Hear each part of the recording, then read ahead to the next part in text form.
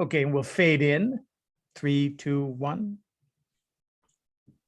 Okay, good morning. Thanks so much once again for joining us here at the Network Breakfast.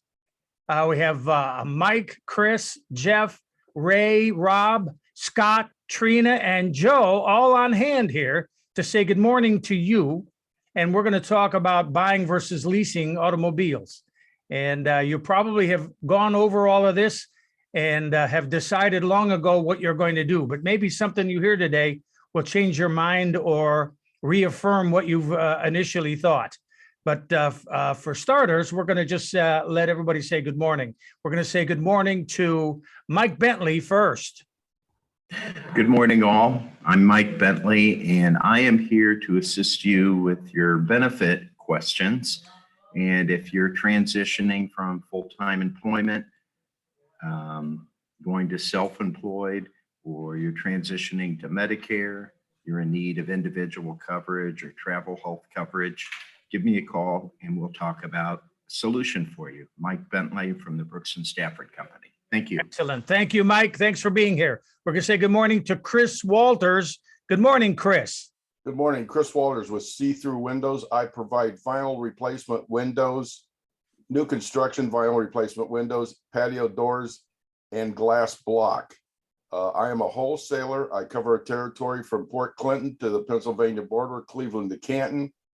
Had a meeting with both of the suppliers that I buy from this week. And they're telling me that as far as what we have discussed, as far as lead times and this type of thing, this thing's going to go through 222 and probably the first quarter of 223. So be well aware of what's going on. And if you're ordering anything in the home improvement business line, expect many weeks of delay. Thank you. Okay, thanks, Chris. Even though it's somewhat bad news, but we appreciate you being here. Thank you, Chris. We're going to say good morning to Rob Lord. We're happy to see him as well. Good morning, Rob. Good morning, Rob Lord, financial advisor with Thrivent. All your financial planning needs is right here. Plan for your future, retirement, your life, and get you on track. Good morning, all. Thank you, Rob. Thanks for being here. We're so happy to see you. And also, speaking happy to see him, we're glad that Ray Antonelli's here, and we can not only hear him, but we can see him today, too, with the San Francisco Bay Bridge in the background. And he's making an appearance today. Good morning, Ray. Good morning, all. I have two areas of expertise. I happen to be a credit expert. I've been teaching classes on credit since 2005. And I'm also, so if you have any questions on credit, don't hesitate to call me. I'll be happy to answer them for you. And I also am a reverse mortgage expert. That's my current area of thought. A reverse mortgage is a very interesting item because it's the only loan that you can take out that you don't have to repay right away. You can wait until you decide to repay it, and you have to be a senior in order to qualify. You have to be at least 62 years of age or older. That's my story, and I'm sticking to it. Excellent. And you probably got a t-shirt too. Okay. Thanks, Ray.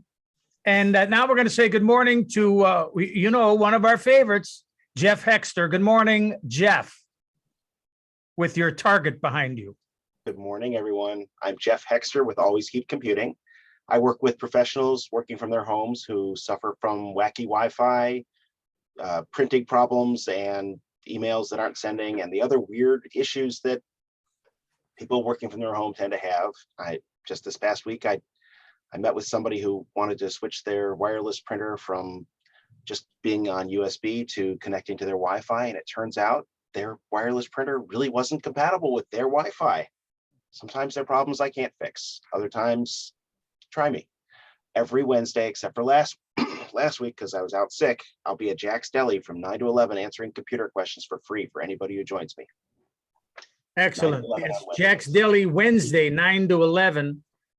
Normally, he's there. This is in the east side of Cleveland, Ohio. You might look for it, Jack's Deli. Excellent, excellent food. And he's right. Sometimes when you have a question, sometimes the answer is no. Okay, so now we're going to. Me too. Okay, we're going to move on. We're going to say good morning to the master photographer. We're always so proud of him because he's like a national figure here locally with us, and we're happy to have him here today. Good morning, Scott Morrison. Good morning, everybody. My name is Scott Morrison, company's Discovery Photo. I am a full-time, full-service photographer, have been for 31 years now, doing everything from legal, corporate, industrial, architectural. We do a lot of business headshots, executive portraits, modeling portfolios. And this week, one of my images appeared on the cover of an international fashion magazine. So I was pretty excited about that from a shoot I did about 2 months ago.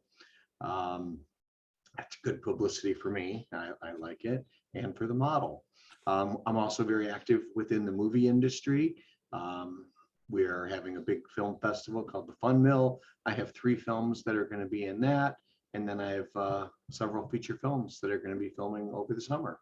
So Scott Morrison, Discovery Photo, when image counts. Excellent. Thank you, Scott. Thanks for being here. We're so happy to see you. And now we're going to say good morning to Trina. She's going to say good morning to all of us and you. Good morning, Trina. Good morning, everybody. My name is Trina Gagax, and I'm volunteering now. I'm doing something that I've done for about 2 years. It's helping cancer warriors, cancer patients. If you need help, sometimes you can't communicate with your doctor well, you don't understand things, your family's having trouble with your diagnosis and how to help you through that. If you have diet concerns, financial concerns, emotional, you really need somebody who understands it, who's been through it, who can help talk you through things. So I'm here to help anybody or you who are going through cancer.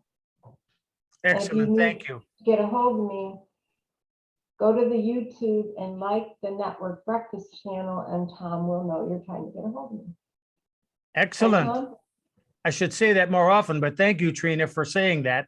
And also thank you, Trina, for your service and how you're helping people. You can't do anything higher in this human life that we're living than help somebody else, especially the type that you're doing. It's exceptional. Thank you, Trina. An honor. Thank you. And now we're going to say good morning to Joseph Cost. We're so happy he's here. Good morning, Joe. Let's hear from you. Good morning, Tom. Good morning. Morning, everyone.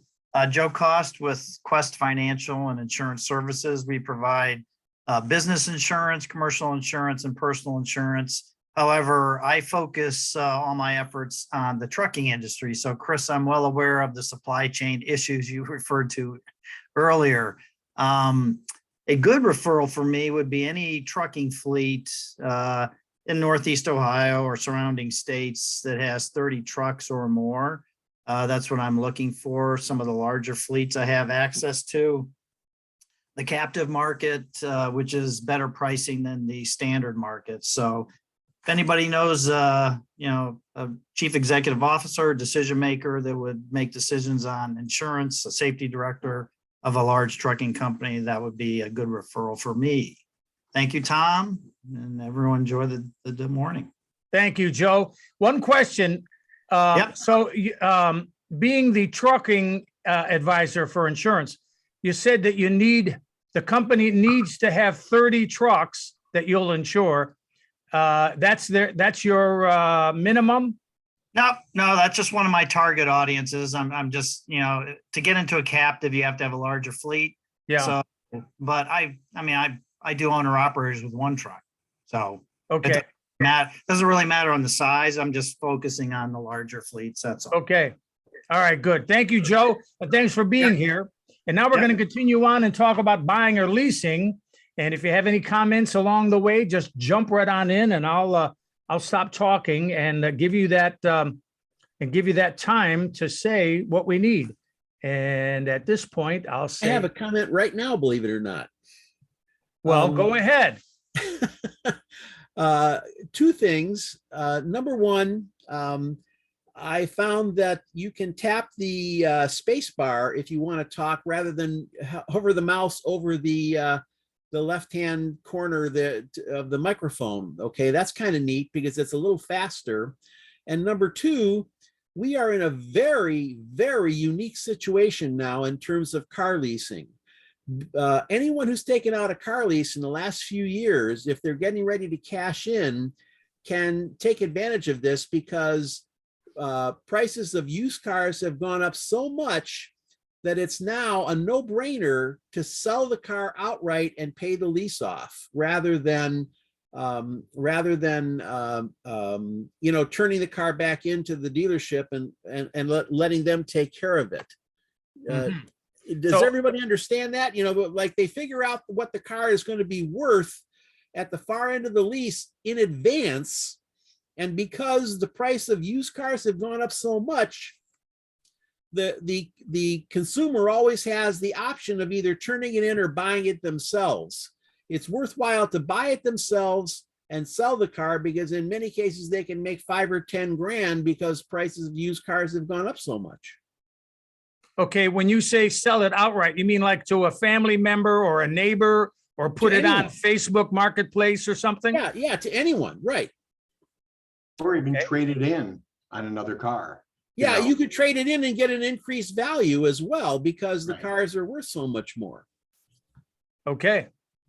All right, good. Okay, so here we are. We're looking at the buying or leasing, and you could see some of the comments here for the lease or buy. If you're leasing, you can get a lower monthly payment, and you're usually under your manufacturer's warranty during your lease, and you're always going to enjoy a new car and new technology. And when you're done, you won't have to dispose of it. You just simply return it at the end of the lease. Now, the money may not make sense for you, but it will provide you a new car, and most of the things that go wrong with it will be covered when you lease. When you buy, your monthly payments will build up equity. And also there will be no mileage restrictions. As I was reading through this, some leases, you can only do 12,000 miles a year. And for some of us, that's just not enough, which means you're going to get penalized every mile over and it may mount up to, you should have bought it in the first place, but you have to be aware of that before. This way you're going to decide whether you're going to buy or lease. And also when you buy, you keep the vehicle as long as you want. Trina mentioned earlier that she buys a car that she likes and she'll drive it for 10 years or 12 years. And also sell or trade when you want. So let's see. We'll hit this. Now, buying or leasing. For some, a car is simply a means of getting from point A to point B. For others, it's a status symbol.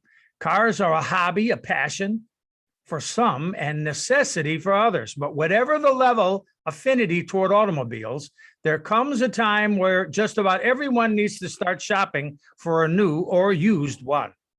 But don't run down to the local dealership just yet. Depending on your finances, lifestyle, and car budget, leasing a vehicle over buying one may be a smarter decision. Leasing is kind of like renting an apartment, whereas buying a car is akin to staking claim on a new house. Most importantly, you want to drive off in a quality car that comfortably fits within your budget. Consider these trade-offs between buying and leasing when looking to stretch your car budget as far as possible. Also, in a nutshell, if you're not sure whether to lease or buy a car, start by calculating your hypothetical monthly costs for leasing versus owning. You may also want to consider how much flexibility will matter to you down the road. Depending on your costs and needs, you'll be able to decide to lease or buy before you head to the dealership. At a glance, lease or buy. Potential benefits of leasing. You'll have a lower down payment, lower monthly payments available, repairs typically covered by warranty, no selling involved, and possible option of new car every few years. Now, the potential benefits of buying a car would be eventual ownership, modifying car without fear of breaking your contract, no mileage limits, and sell car at any time after it's paid off. To lease or buy, there's 3 factors to consider. Monthly costs. Your monthly payments. If your main goal is to get the lowest monthly payments, leasing could be your best option. Monthly lease payments are typically lower than an auto loan payment because they're based on a car's depreciation during the period you're driving it instead of its purchase price. Lower monthly payments might help you balance your budget, but keep in mind that when you're leasing, your monthly payments won't end in ownership. That makes it likely you'll lease again, which means more monthly lease payments. Buying, on the other hand, means knowing your monthly payments will eventually stop when you pay off the car loan. You'll also see car insurance. Comprehensive and collision coverage may be required when you're financing a car or taking on a lease. It could be a good idea to spring for gap insurance too, though some lease agreements include it at no additional cost. It's a good idea to ask whether it's included. When choosing gap coverage, make sure to compare quotes from different insurance companies before deciding on a plan. This can help you find the most cost-effective option for you and can be much cheaper than buying insurance through a dealer. And if I might, maybe I can ask Mike. Mike, can you give us a thumbnail on gap coverage? Okay. We don't have Mike? No. Oh, Mike's gone. I didn't see that. Okay. So we'll move on. Overall costs, which would be the down payment, as you can see on the left there.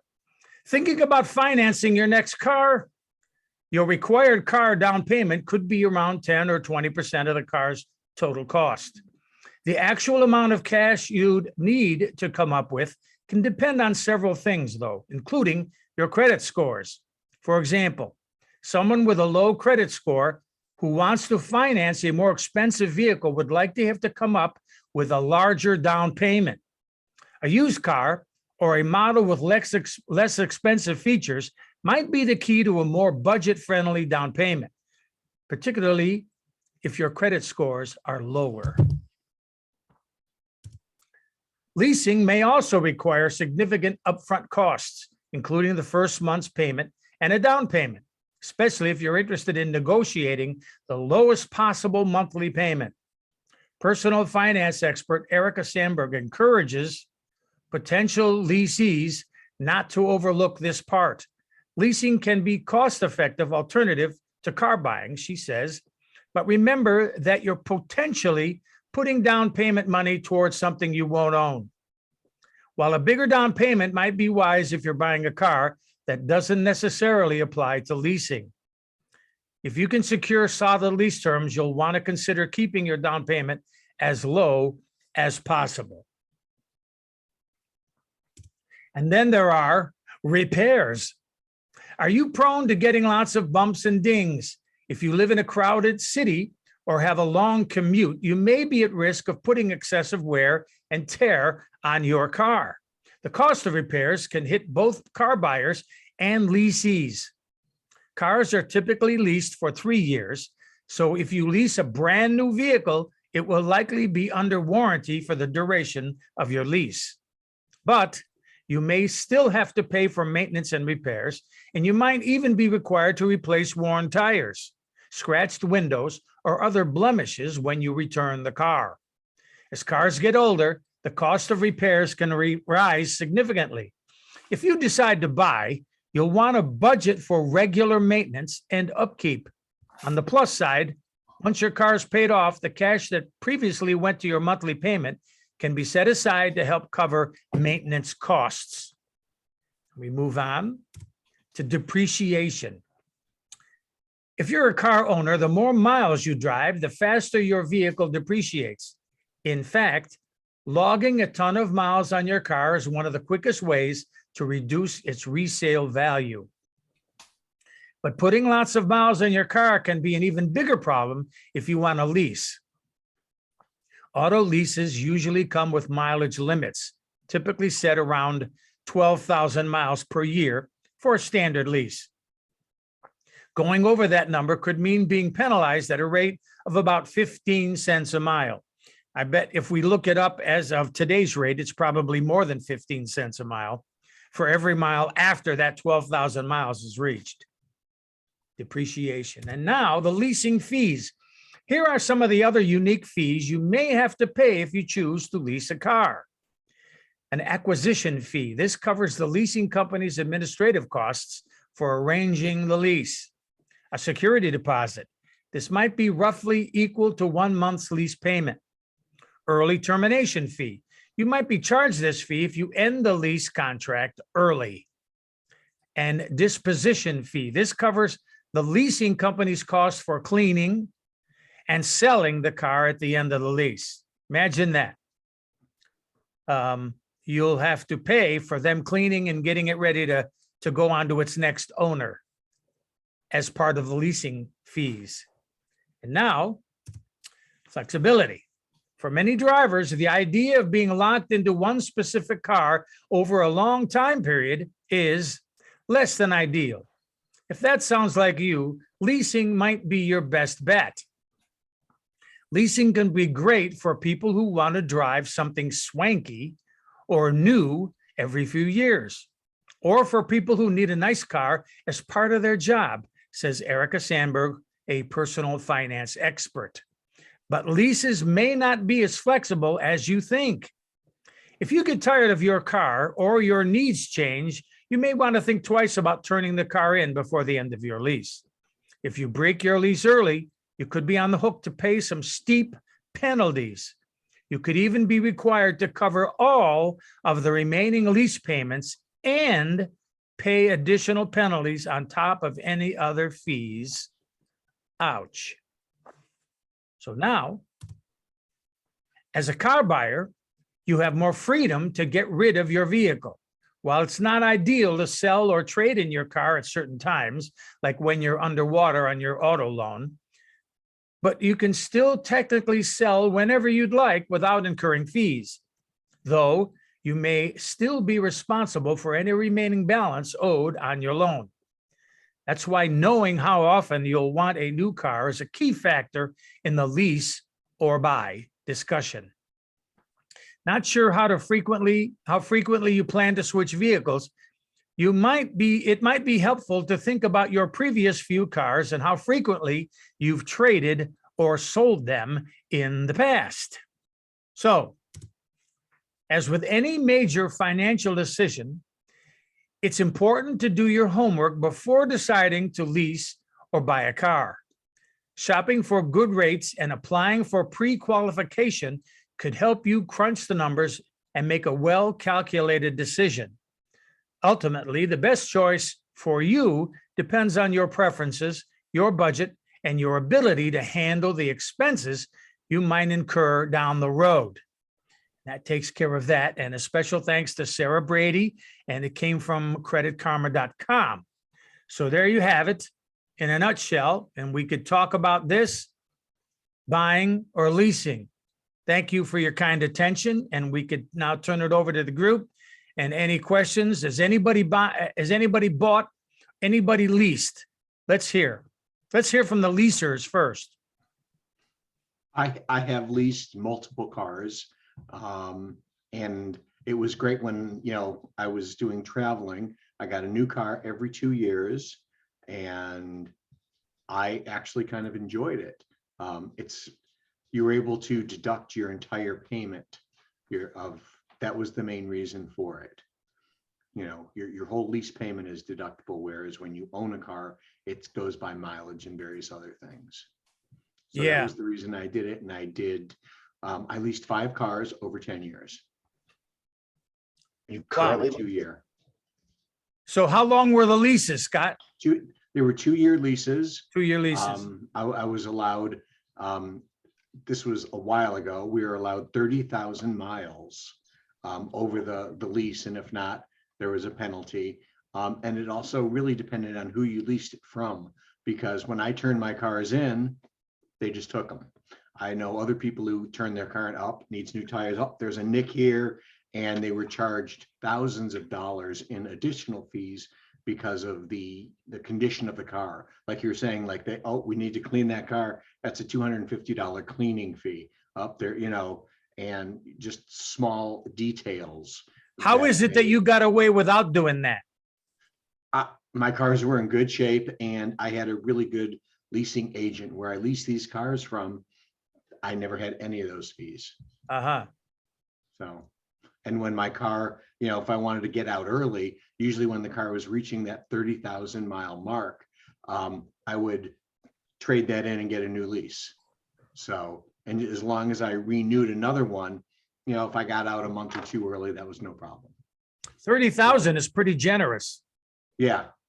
Yeah. You pay extra for it. I mean, with the payment, it was a little bit more, but if you pay for those miles ahead of time, it's a lot less than if you pay for them afterwards. It may be like 6 cents a mile if you prepay it with your payment, but afterwards it's like 15 cents a mile. But if, I'm paying for those 30,000 miles, so if I didn't use them, that's, I was paying for nothing. And you've since stopped that particular program. Correct. You're right. It doesn't bought make my sense last for you several anymore, cars. apparently. Yeah. I bought my last several cars. Yeah. Okay, that's great. Thanks for sharing. Yeah. So we talked to Chris, and I think the reason he can't lease would be the number of miles he puts on the car. Even at 30,000, you probably go over that too, right, Chris?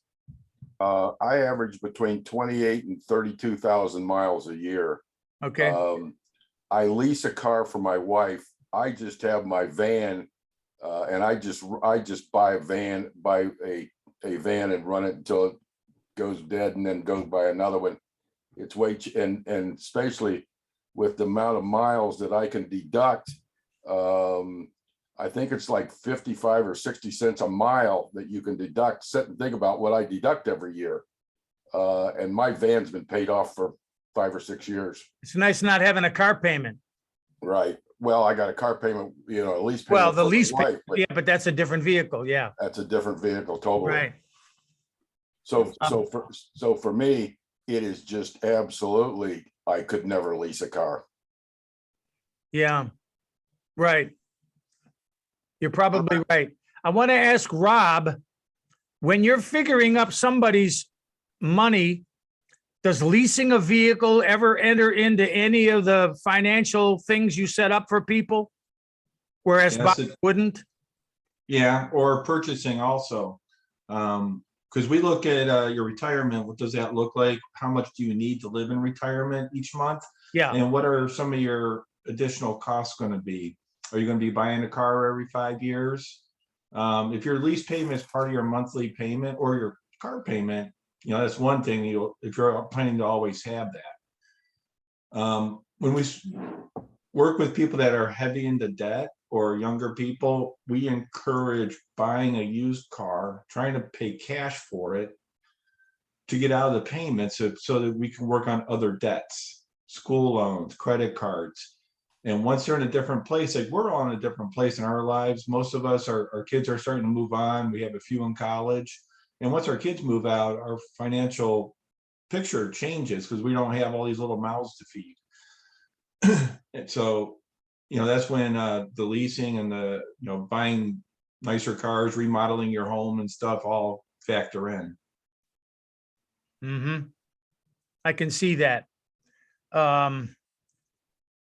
I guess when you're planning for somebody's retirement and they don't have that kind of the kind of income that would help get the savings up, buying a used car, paying cash for it without having a monthly payment, because next to your house, I think your car is probably going to be the biggest payment you have. And if you didn't have a car payment, you can really get a hold of your financial right.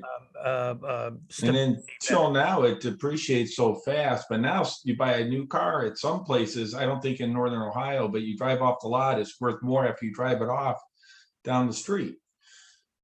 I don't think that's true exactly around here. I've talked to a few car dealers I know, people that work I think there. like 25% the first year. And then 15% generally, 15% every year after that.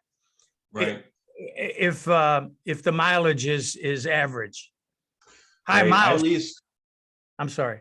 I leased one car way back when I was young, just because of the payment. And then at the end, I didn't have anything. Made all these payments for 3 years and had nothing. Right. You give them the keys, you leave the car there and take a bus home. Right. So now I buy everything, even if I buy new and make the payments, I keep my cars 10 years Yeah. minimum. So I'm going to get my money worth. Yeah. As it went in the presentation, if you're into technology and you love having a new car, the only way that it would be leasing. This way you're stabilizing your monthly payment and you can have a new car all the time.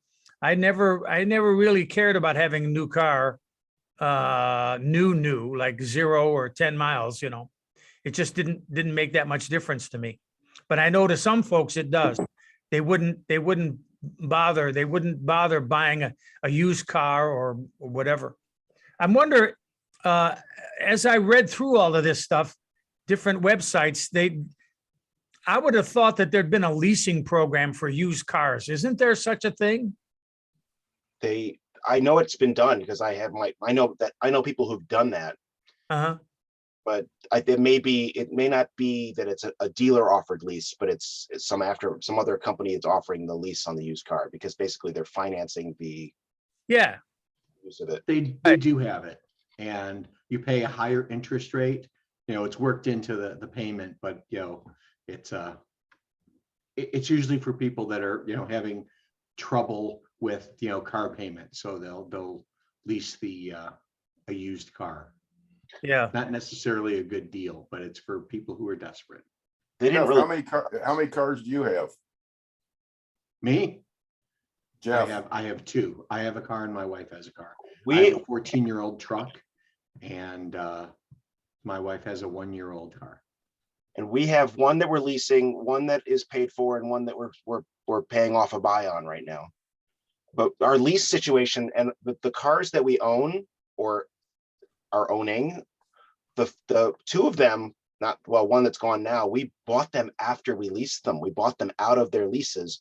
And this one that we're currently leasing, the lease is up in October, and I think we'll be buying it from its lease because the buyout is lower than the cost. Because the car's in excellent condition, has almost no mileage on it for its age, and has the buyout will be cheaper than if we were to buy a used car of the same vintage. So we'll own it, and the kids will have a car when they're home. Nice. Well, I have a question about that. So if you were to buy, like you said, a used car of that vintage, but in the lease, you've already given them a down payment and all that money. So doesn't it come out more expensive than if you were to go buy a used car? It's not that as big of a difference as I would have expected. So when you go into the lease, they say that the buyout of the lease is the car will cost this much at the end if you want to buy it. And if the car, if you suppose the car is $16,000 at the end of the lease, we're leasing for 3 years at $200 a month or whatever, and the car is now worth, they set it at $16,000 at the end of the lease. We can just pay them $16,000, finance $16,000, or pay them $6,000 and finance $10,000 and own the car, or we can just turn it in and pay for any repairs that they might claim we need to pay on it and walk away from it. But if you were to buy a used car with that many miles on it for the same year model, it'd be $20,000. Why wouldn't I own my car for 16 instead of 20? And I could sell it for 20 if I really wanted to, or we just have it. I guess All the things that I'm always a cynic and think that everything is always in the favor of the car dealer. It seems That is like. true. that is usually That true, but everything now, they do is to make money on you. So it's hard for me to believe, not that I don't believe you, Jeff. I'm just saying in general, I would think everything is geared toward them making money and not a good benefit for you. That's correct. But accept what that. happened is it's a unique time right now because the buyout number was predetermined 2 years ago before the price increase. So that's why normally it's about equal.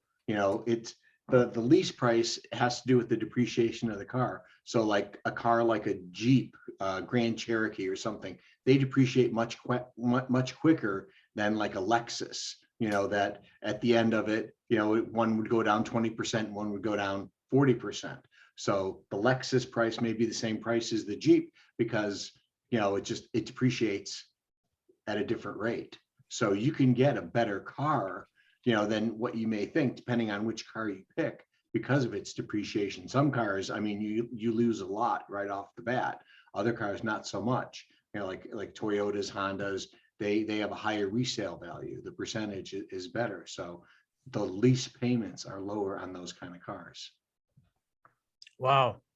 Plus, somebody told me that right now to buy a used car, it's up 25 or 30% from when it was 2 years ago. Is that right? Probably a year ago. Yeah. Yep. And they offered to buy my car that is exactly a year old. They said they would give me what I paid for it after driving it a year. Oh, So, boy. you know, they say, hey, if you want to get a new car, we will give you 100% credit towards what you paid and get a new car. And I'm like, no. So that's the way the car market is right now. It's crazy. Because Yeah, there's it is. none on the lot. Right. And, you know, I got my car just before all the stuff hit the fan, so to speak. So we got a good deal and we had a good selection. But 2-3 months later, that's when the selection went down and the prices went up. So I was very lucky. Yeah, that's probably comes into play what Chris was talking about earlier, that things probably won't get back to normal till 2023 or beyond. Yeah. When things begin to level out again. There's quite a supply shortage of cars out there, Yeah, new and used. sure. So that's I what's think that's causing in it. every industry, the computer industry, trying to get Houses. Yeah, houses are really tough now. yeah, I understand. Very There's low just very low there's not inventory. people want to buy in certain neighborhoods. I know that I heard that the Ukrainians that are coming here, the two top spots are in Cleveland, and it's in Parma and in Mayfield Heights. I heard this from a fella that buys and flips houses, and a friend of his has relatives that are here from the Ukraine. They just left the country because of the strife. You know, this way they don't have to deal with the war and everything. They left, came here, and they want to live in Mayfield Heights because that's where all their relatives live. So, and there's nothing for sale in Mayfield Heights, so you can imagine. Yeah. My nephew who just moved here from New Jersey, he just bought a house, and it was a lot harder because the houses were selling as quick as they were being put on the market. Isn't that but something? Marty, you know, our friend Marty Kelbell helped him out. We got the house and he takes possession in about 10 days. And what city was that, Scott? Beechwood. He wanted to live in Beechwood. Uh-huh. So pretty much we put 3 bids in and were outbid the day that the houses went on the market. So Oh, my. we finally got one. But it was tough. Wasn't really easy. Kept on looking at houses. We love it. Let's put a bid in, and it was sold like instantly the day, you know. So these houses are on the market for Okay, so 1 or and 2 this days. is asking price, Above asking price. Yes. over asking. Oh, my. Yeah. Well over asking Oh, price. my. The first one we put in was like 15,000 over asking price, Oh, and we didn't get it. It went for 70,000 over asking price. oh, my. So yeah, it's Isn't very that tough, you know. something? 70,000 over asking. Right. There was a bidding war on it, and the worst part is they're demolishing the house. They just needed the lot, and it's Wow. a beautiful house, a really beautiful Oh, house, and they're just going to bulldoze it. yeah. Oh, my. These are incredible times we live in. Yes. Okay. All right. Well, we've come to the end of another one. Great discussion, group. Thank you so much. I'm going to stop this. I'll stop my share so I could thank everybody for sticking around. Chris and Jeff and Trina and Scott, and Joe and Rob, thanks for sticking around as long as you could. We lost a couple of our favorites. They had to leave. In fact, right in the middle of my presentation, Mike, I wanted a gap coverage, a little thumbnail, but we'll get him next time. He'll tell us what that is. So, okay, thanks for sticking around. And we're gonna keep talking here, but for you YouTubers out there, we're gonna wrap it up for this Tuesday. So you take care now, and we'll talk to you next Tuesday. Thanks so much for dropping by, and take care. Have a good week. Thank you so much.